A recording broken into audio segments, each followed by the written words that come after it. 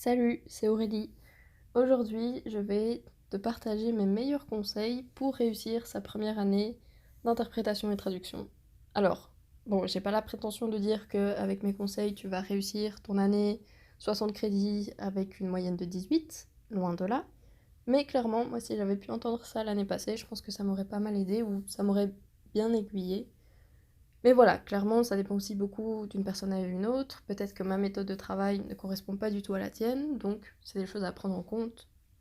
Mais normalement, si tu appliques ou si tu aménages ce que je dis à ta façon de travailler, tu devrais quand même au moins réussir avec la moyenne. Donc voilà. Aussi, le premier conseil que je pourrais te donner, c'est d'aller en cours, parce que, ou en tout cas d'être présent pendant les réunions Teams, parce que moi j'ai eu plus de distanciel que de présentiel, donc aller en cours, c'était plutôt aller à mon bureau. Mais le fait d'être présent, je trouve que déjà, c'est ton cerveau, il enregistre la matière une première fois, et clairement, je pense que c'est non négligeable. Ensuite, essaye de faire toutes tes listes de vocabulaire avant le blocus. Comme ça, une fois que tu es pendant le blocus, tu as juste à les étudier et non pas à les créer. Alors, pour nos amis françaises et français qui seraient peut-être en train d'écouter ceci, bonjour. Mais un blocus en France et en Belgique, ça n'a pas du tout la même signification. En Belgique, c'est une période de 2 à 3 semaines, ça dépend en fonction de l'établissement, qui a lieu à la fin des cours du quadrimestre et avant le début des examens. Et c'est pendant cette période-là que tu dois étudier et revoir tous tes cours, en fait. Et clairement, moi, c'est l'erreur que j'ai fait au premier quadri, parce que c'était mon premier blocus. Et clairement, c'est une erreur que j'ai pas refaite au deuxième quadri. C'est que je suis arrivée au premier quadri, enfin à la fin du premier quadri, début du blocus, à me dire ah, j'ai pas mal de vocabulaire à apprendre, en anglais et en espagnol, et bah, j'ai pas de liste de vocabulaire de fait. Du coup, clairement, la première semaine de mon blocus, je l'ai passé à juste faire des listes de vocabulaire, et clairement, si je les avais faites pendant l'année, chaque fois au fur et à mesure, ou si je les avais faites toutes les 2 semaines, etc., j'aurais économisé beaucoup de temps. Donc ça c'est une erreur qui est facilement entre guillemets évitable parce qu'au final le travail que tu fais pendant le blocus, tu peux aussi le faire pendant l'année. Donc voilà. Et aussi ce que je vais dire, ça se rapporte pas mal à ma combinaison linguistique qui était l'anglais et l'espagnol. Et clairement je suppose qu'étudier du vocabulaire qui soit en néerlandais, anglais, allemand, espagnol, chinois, arabe, turc, italien, c'est à peu près la même chose. Donc moi ce que je vais dire c'est par rapport à l'anglais et l'espagnol. Mais je suppose que ça doit être à peu près pareil pour toutes les autres langues. Donc voilà, je pense que les bases ont été dites. Va en cours si c'est possible. Fais tes listes de vocabulaire le plus tôt possible pour que tu aies juste à les étudier pendant le blocus et pas à les créer, parce que là, tu vas juste bêtement perdre du temps. Aussi, une autre chose, pendant le blocus, moi, la plupart de mes amis, voire toutes, leur manière de travailler, c'était de se réveiller à 8 heures, plus ou moins. Je sais pas, je n'aurais pas exactement demandé. C'était, on va dire, de travailler de 8 à 9 heures jusqu'à 17-18 heures. Et en fait, moi, c'est une méthode qui a pas du tout fonctionné avec moi. Et je voulais te dire que c'est ok d'avoir un horaire de blocus différent. Moi, je travaillais plutôt de 18-19 heures jusqu'à 3, 4, 5 heures du matin. Et puis, je dormais jusque 11 heures à midi, en fonction de à quelle heure je m'étais couchée. Et voilà, donc en fait, je faisais tout en décalé. Et quand moi, à 13 heures, limite, je venais de me réveiller, ou j'avais juste fait 1 heure de travail, et encore, c'était du travail assez soft, mes potes, elles avaient déjà étudié depuis 5 heures quasi. Mais c'est pas grave, parce qu'au final, moi, je me rattrapais pendant la nuit, donc je dis pas que c'est la meilleure manière de faire son blocus, mais je dis juste que c'est possible, et ça existe, de faire son blocus sur un horaire différent, qui est plus axé sur le travail pendant la nuit que pendant la journée. Je pense que ça dépend vraiment beaucoup de tes habitudes. Moi, je sais que j'aime beaucoup la période pendant la nuit. Je trouve ça beaucoup plus calme et beaucoup plus tranquille que pendant la journée. Il y a moins de sollicitations aussi, donc c'est plus facile de se concentrer, je trouve. Et puis, ça fait des années que je me couche assez tard et que je me réveille tard. Enfin, quand c'est possible, bien sûr, quand il y a cours, je vais en cours. Mais voilà, alors que si fatalement t'es quelqu'un qui aime bien te lever tôt, bah oui, continue sur ce rythme-là. Va pas, va pas changer tout ton rythme en train de te dire Aurélie, elle travaille de 20h à 5h, donc moi je vais faire pareil. Non, pas du tout. Si toi, ça fonctionne mieux le matin et en journée, continue comme ça. Mais si toi, ça fonctionne mieux en fin d'après-midi, soirée et puis pendant la nuit, continue comme ça, j'ai envie de dire. Essaye pas de te forcer à suivre un autre rythme juste parce que les autres le font. Ça se trouve, il y a aussi d'autres personnes qui sont sur le même fuseau horaire que toi, on va dire, mais qui le partagent pas. Donc voilà, moi c'est quelque chose qui m'aurait fait plaisir à entendre parce que je sais pas si je suis la seule à fonctionner comme ça, mais clairement, on va dire que oui, de toutes mes amies, j'étais la seule à fonctionner aussi tard. Mais au final, ça a très bien fonctionné. Donc voilà. Et aussi, euh, au cas où tu te poses la question, j'ai réussi ma première année avec 60 crédits sur 60, donc c'est le maximum qu'on puisse avoir, avec une moyenne de plus ou moins 15 sur 20. Donc voilà, on peut dire que ça a plutôt bien fonctionné, les méthodes que j'ai appliquées. Alors, par quoi on va commencer? Bah, je pense que je vais terminer par les cours de français, parce que c'est là où il y a le plus de conseils, on va dire, et le plus de détails. Donc, c'est pas que je veux que tu restes jusqu'à la fin, quoique ce serait une technique. Mais clairement, je pense que si je commence par ça, je vais en parler pendant 10 minutes et je vais complètement te perdre. Donc, on va commencer par les cours de anglais-grammaire. Alors, anglais-grammaire, quand c'était la conjugaison, bah, j'ai juste refait les exercices. Et alors, quand c'était plutôt l'analyse de phrases et la phonétique, là, j'ai vraiment eu beaucoup de mal déjà à comprendre la théorie, mais une fois que je l'ai comprise, c'était vraiment des exercices, des exercices, des exercices. Beaucoup plus que ce que j'ai fait pour la conjugaison. Là, clairement, c'était vraiment du matraquage et j'en refaisais, etc. Et encore, même maintenant, si on me demandait d'analyser une phrase ou de transcrire en phonétique quelques mots en anglais, j'aurais encore du mal. Mais donc, clairement, des exercices, des exercices, des exercices. Je pense que là, il n'y a pas de... Il n'y a pas de formule magique, très clairement. Et c'est un examen que j'étais persuadée d'avoir raté et qu'au final, j'ai réussi avec un 13, il me semble. Mais, mais voilà, c'est aussi un examen que j'aurais pu plus travailler, sachant que bah, j'avais vraiment du mal avec la matière. Et j'ai préféré me concentrer sur les cours de français. Et ça, c'est aussi une chose à éviter de faire. C'est que oui, les cours de français sont super importants.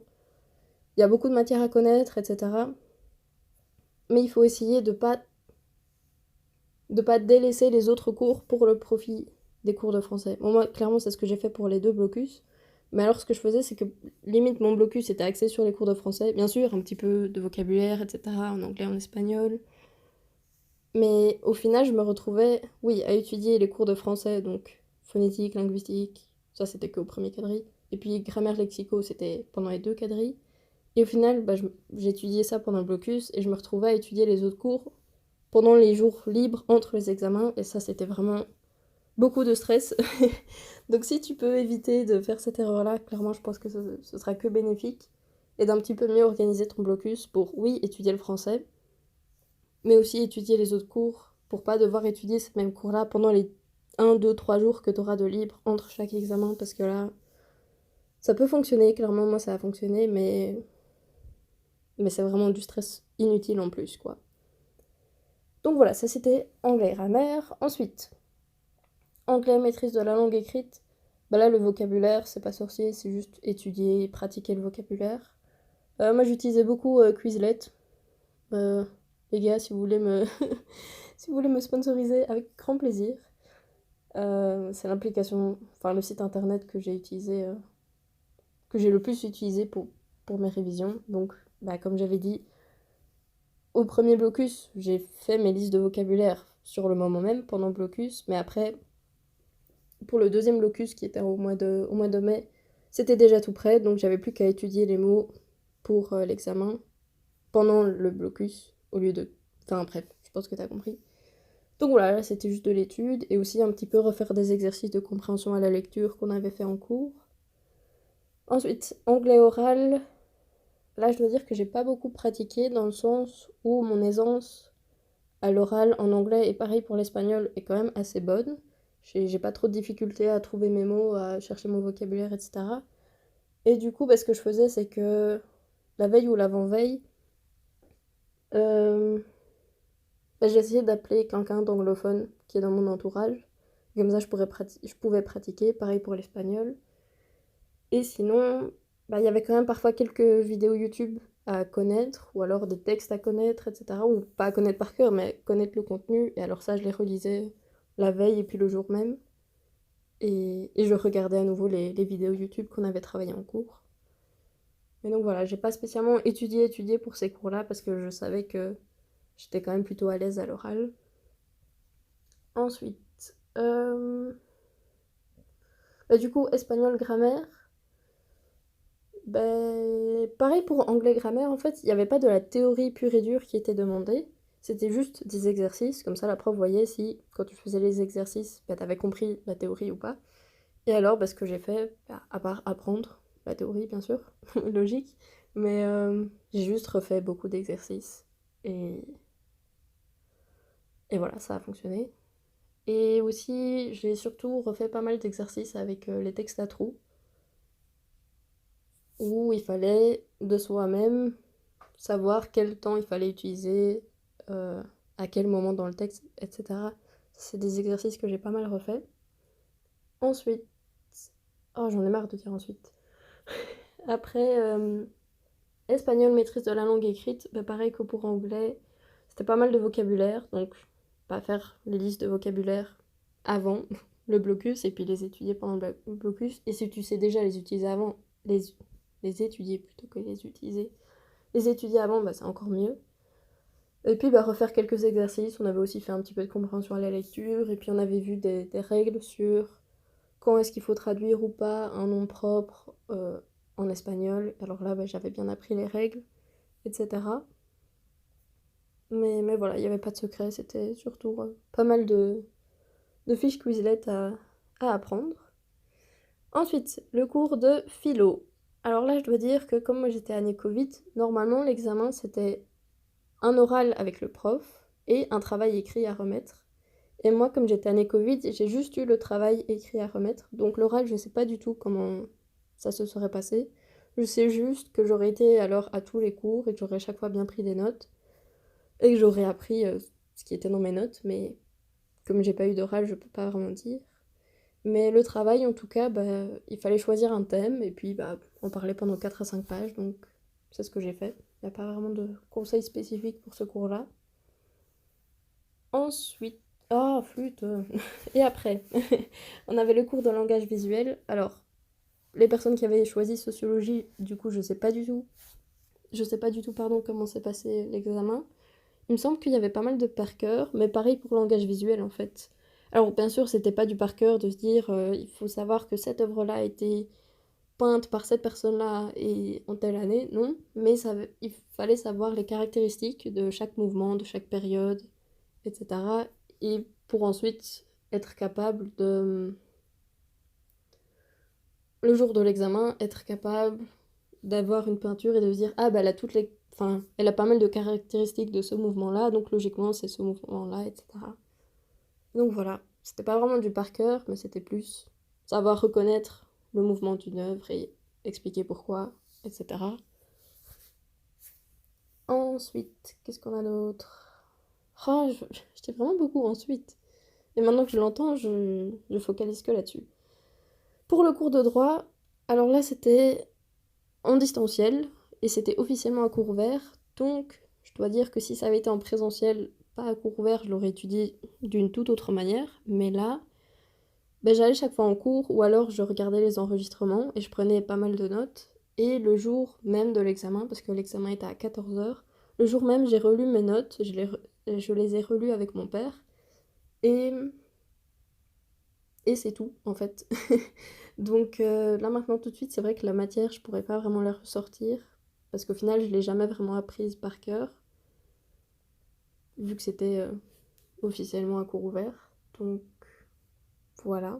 Mais si ça avait été en présentiel j'aurais étudié, j'aurais refait des exercices, j'aurais peut-être essayé de trouver des sites internet qui auraient peut-être pu générer des questions. Je sais pas si ça existe, je dis ça mais je sais pas.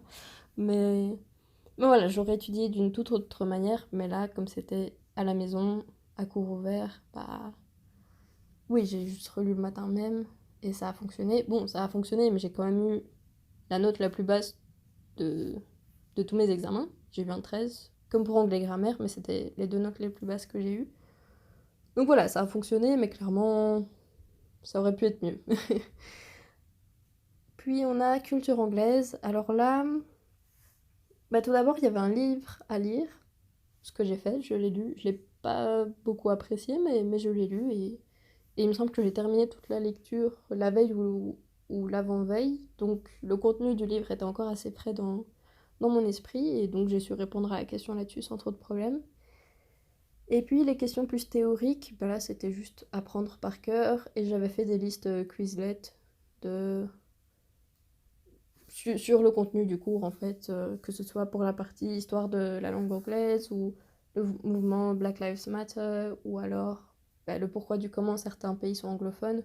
J'avais fait des listes Quizlet et il y avait aussi pas mal d'auteurs à connaître avec les œuvres. Bah, alors je mettais l'œuvre dans une case et puis je mettais l'auteur ou l'autrice dans l'autre case.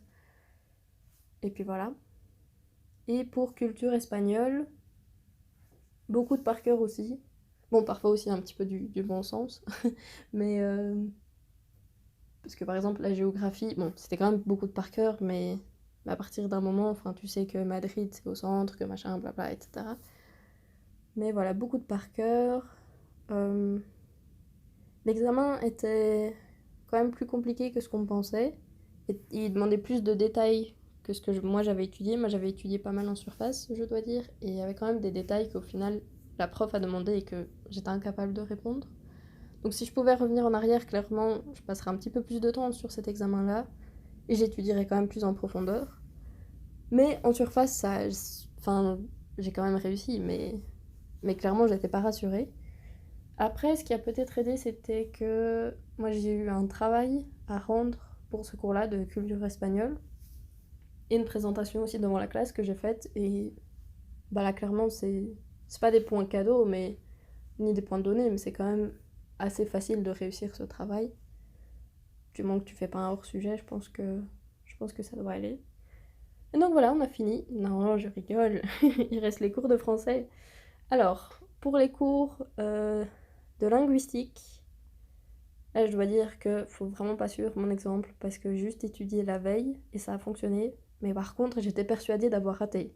Donc, au final, j'ai eu des bons points, mais j'étais vraiment persuadée d'avoir raté. Et oui, clairement, si je pouvais revenir en arrière, j'étudierais pas la veille, j'étudierais plus tôt. Parce que le coup de stress que j'ai eu, et même au moment même à l'examen, j'étais vraiment pas sûre de mes réponses. Donc si je pouvais, bah oui, je l'aurais étudié plus longtemps et plus en profondeur. Après, ce qui a peut-être aidé, c'est que j'avais chaque fois été présente au cours, ou alors j'avais vite... Enfin, j'étais à jour dans les enregistrements. Tout ça, ça a sûrement aidé. Et il me semble qu'il y avait des définitions à connaître pour ce cours-là, pareil pour phonétique. Et alors là, bah, comme toujours, Quizlet, avec chaque fois le mot et puis sa définition. Et ensuite, bah, phonétique, justement. Les définitions via Quizlet. Et alors, il y avait une partie sur les variétés géolinguistiques, qu'on appelle plus communément les accents. Et alors, ce que j'avais fait, c'est que j'avais réécouté les enregistrements, enfin les audios que la prof nous avait passés en classe, pour me refamiliariser avec les différentes variétés géolinguistiques. Et j'avais fait en sorte de connaître par cœur les caractéristiques, parce qu'il fallait chaque fois connaître les caractéristiques de la variété géolinguistique de Bruxelles, de Namur et de Liège, il me semble, peut-être aussi de Arlon, je sais plus très bien, et aussi celle du midi de la France. Donc voilà, juste refaire ça à la maison, réécouter pour être à l'aise quand la question tombera. Et oui, pareil pour... il y avait pas mal de transcriptions à faire. Il y avait un texte à transcrire du français vers l'alphabet phonétique français. Et alors là, c'était beaucoup d'exercices, enfin, de transcription que j'ai fait en amont.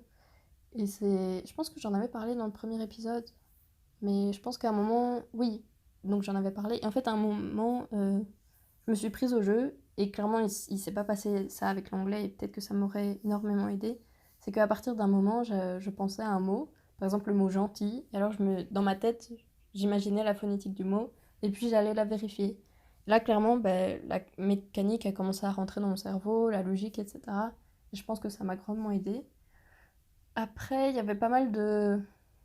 Enfin, pas mal, je sais plus, mais il y avait aussi des questions de théorie sur la phonétique française. Et là, je dois dire, il me semble que j'ai pas vraiment étudié et que je me suis dit que bah, la partie sur les variétés géolinguistiques et la transcription, j'allais plutôt bien gérer et que du coup, ça équilibrerait le tout.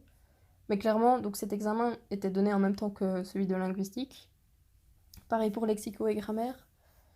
Les points s'équilibrent, mais il faut réussir avec 10 sur 20 les deux matières pour réussir le cours. Donc tu peux réussir grammaire avec un 20 sur 20 ou linguistique avec un 20 sur 20, mais phonétique avec un 5. Ben, il faudra quand même repasser les deux examens, enfin les deux parties d'examen. Donc bref, je savais que ça allait finir par s'équilibrer. Donc voilà, mais clairement, pour linguistique et phonétique, j'étais persuadée d'avoir raté et oui, pas mal de stress lié à ça. Donc voilà, je recommande l'étude un peu plus avant, et enfin pendant plus de temps, et, et voilà. Et enfin, grammaire et lexico, là où il y a le plus de choses à dire. Alors, tout d'abord, pour les cours de lexico, il y avait pas mal de définitions à connaître, entre 400 et 60... Non, entre 400 et 600 mots, il me semble. Donc, ce que j'avais fait, j'avais fait des listes Quizlet. Et alors, moi, ce que je faisais, c'est que je prenais un mot, et donc je prenais le mot et puis j'écrivais sa définition dans la case d'à côté. Puis après, je mettais dans la ligne d'en dessous, je mettais le mot tiret synonyme. Et alors, je mettais les synonymes du mot. Puis après, je mettais le mot dans la ligne d'en dessous, je mettais le mot tiret antonyme. Et puis je mettais les antonymes. Et puis, quand c'est un mot compliqué où j'aurais du mal de moi-même à trouver une colocation, j'écrivais le mot en question, tiret colocation. Et alors, je mettais une bonne phrase dans laquelle le mot était employé, histoire de, au cas où ça tombait à l'examen ce mot-là, je pouvais facilement me souvenir, ah oui, j'avais étudié ça, machin, blabla. Donc, c'est ça que je faisais. Donc, au final, pour chaque mot, j'avais entre 2 et 4 lignes, parce que j'avais au moins la définition et un synonyme, et puis potentiellement autonyme et colocation. Pareil pour les expressions, chaque fois l'expression et puis sa définition. Expression-origine avec son origine, et puis expression-synonyme s'il y avait des synonymes ou antonymes. Et après, ça, j'ai eu beaucoup de chance. C'est que ma petite sœur a bien voulu m'aider à les faire répéter. Donc en fait, moi, à chaque fois, j'ai étudié les listes Quizlet de mon côté dans ma chambre. Et puis, une fois que je m'estimais assez... Une fois que j'estimais que le vocabulaire que je venais d'apprendre était assez bien connu, j'allais dans ma chambre de ma petite sœur, et puis elle prenait la feuille, moi j'avais plus rien, et elle me disait, alors ce mot-là, donne-moi la définition, ce mot-là, donne-moi ses antonymes, etc. Et alors moi juste, je répétais. Et ça m'a énormément aidé. Donc voilà. Après, il n'y a pas vraiment besoin d'avoir un frère ou une sœur. Tu peux peut-être demander à l'un de tes potes ou à l'une de tes potes qui étudie aussi traduction-interprétation dans la même année. Et vous pouvez faire ça entre vous. Parce que, alors là, c'est bénéfique pour tout le monde. Parce que toi, ça te fait réviser la définition et la personne, elle t'a dit le mot. Et en entendant ta définition et en te corrigeant ou pas, ça va aussi l'aider à retenir la définition ou les synonymes, antonymes, etc. Donc voilà, pas spécialement besoin d'avoir une petite sœur, petit frère, grande sœur, grand frère, quelqu'un qui étudie la même chose. C'est tout bénéf pour tout le monde. Donc il y avait ça. Et puis il y avait aussi pas mal d'exercices de reformulation de phrases, se débarrasser des mots inutiles, etc. Et ça c'était... oui, juste refaire les exercices. Et en fait, moi ce que j'avais fait, c'est que pour chaque exercice, en fait, j'avais 2 fichiers Word. J'avais un fichier Word avec l'exercice, juste la consigne, et c'est tout. Et j'avais un fichier Word avec l'exercice, donc sa consigne, et la réponse. Et alors moi ce que je faisais, c'est que chaque fois, j'imprimais juste la partie, enfin le fichier Word question, j'y répondais, et puis après j'allais voir sur l'ordi les réponses, et je faisais comme ça. Il me semble que pour lexico c'est tout, et alors là on va passer au cours de grammaire. Alors, là pareil, j'utilisais la même technique des 2 fichiers Word, donc je réimprimais juste la partie question, je faisais et puis je corrigeais avec le fichier réponse. Donc refaire beaucoup d'exercices. Euh, Pas mal connaître la théorie plus ou moins par cœur quand même. Et qu'est-ce que je voulais dire d'autre? Oui, refaire des exercices de conjugaison, des tableaux, etc. Bon, ça, je pense que ça coule de source. Mais il y avait aussi des dictées à préparer, une vingtaine pour chaque examen. Donc au final, oui, 20 pour le premier quadrille et 20 pour le deuxième, plus ou moins. Et alors moi, ce que je faisais, c'est que première fois que je faisais une dictée, je la faisais d'office à la main. Alors ça prenait vraiment beaucoup de temps, parce que la dame, au final, on dirait qu'elle parle très lentement. Mais quand tu dois écrire tout ce qu'elle dit, franchement, elle parle assez vite. Donc je faisais des pauses toutes les 5 secondes. Et alors, qu'est-ce qui se passait? Donc oui, première fois, la dictée à la main. Après, ben, j'avais ma feuille avec ma version à la main. Et puis j'avais le manuel d'orthographe. Et puis mot par mot, je voyais est-ce que j'ai bien écrit, oui, oui, non, non, machin. Après, je le mettais au fluo, mes erreurs. Et alors, ça clairement, c'était peut-être un petit peu extrême, mais en tout cas, ça a fonctionné. Parce que pour la partie dictée préparée, j'ai eu chaque fois de très bons points, entre 7 et 9, il me semble. Par contre, c'est dictée non préparée que j'ai perdu des points. Donc au final, ça s'est équilibré. Mais après, ce que je faisais, c'est que clairement, je sais pas à quel point ça m'a aidé ou pas, mais c'est que chaque fois que je voyais qu'il y avait des fautes récurrentes dans les dictées, d'ailleurs, j'ai oublié de dire, donc première fois que je faisais la dictée, et aussi essayer de faire ça avant le blocus, et juste réviser une ou deux fois les dictées pendant le blocus. Mais en tout cas, c'est vraiment important parce que je sais qu'il y avait des étudiants et des étudiantes qui étudiaient les dictées, qui les apprenaient, on va dire, la veille. Et quand on a 20 et que tu sais pas laquelle va tomber, c'était. Je pense pas que ça ait vraiment fonctionné. Quoique, en vrai, je sais pas, faudrait que je leur demande. Mais clairement, oui, le fait de les revoir, moi je pense que chaque fois, je les revoyais 4 fois. Bah, ça faisait qu'à la première fois, j'avais chaque fois une vingtaine de fautes, puis 15, 10, et puis 5, voire 0 parfois.